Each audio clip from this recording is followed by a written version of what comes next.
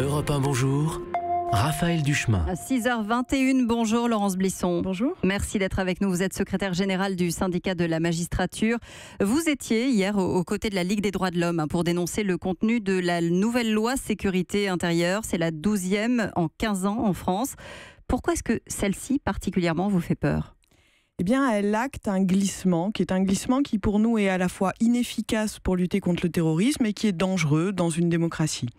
Elle donne des pouvoirs à l'autorité exécutive, c'est-à-dire le ministre de l'Intérieur et le préfet, sur des citoyens qui sont soit vous et moi, des pouvoirs de fouille dans l'espace public, des contrôles d'identité, et puis des pouvoirs encore plus durs d'assignation à résidence, de perquisition, contre des personnes auxquels on ne reproche pas la commission ou la préparation d'un acte de terrorisme, mais quelque chose de beaucoup plus diffus, un soupçon.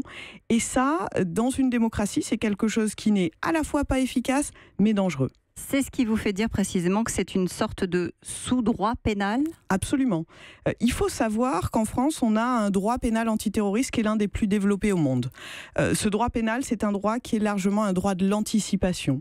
Ça veut dire qu'il intervient avant même qu'un attentat soit commis et que la principale infraction qui est retenue, c'est l'association de malfaiteurs terroristes. C'est une infraction qui est déjà largement définie.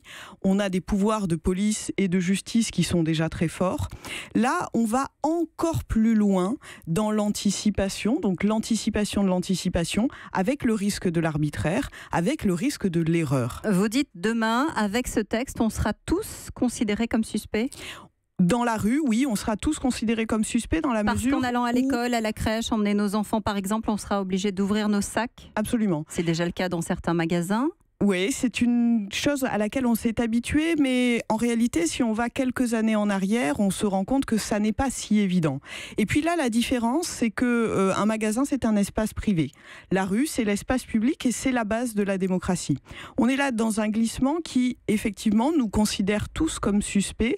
Et pour nous, ce qui est très important de dire, c'est qu'évidemment, si des policiers ont des éléments qui laissent penser qu'une personne a commis une infraction ou va en commettre une, terroriste ou pas terroristes.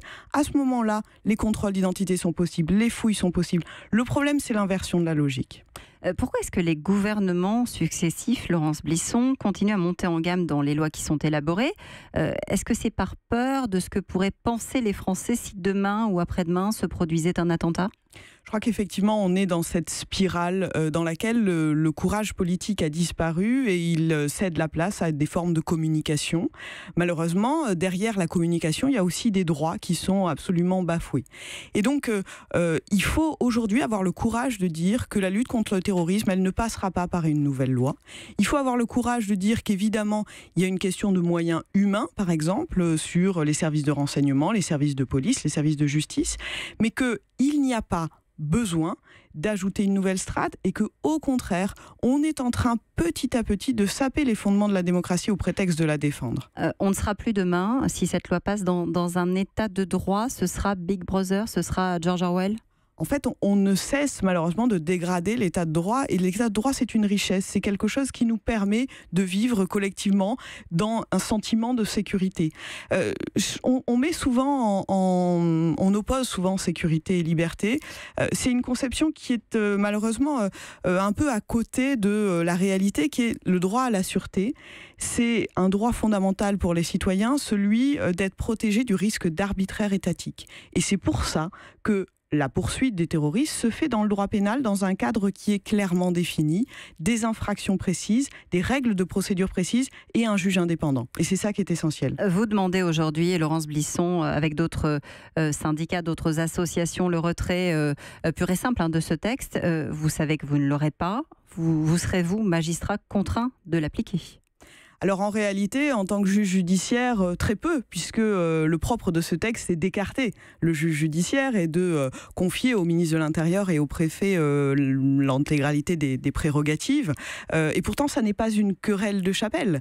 C'est plus exactement une conception de la démocratie dans laquelle c'est précisément à l'autorité judiciaire, dans un cadre extrêmement défini, que doit se nicher la lutte contre le terrorisme, en tout cas sa répression.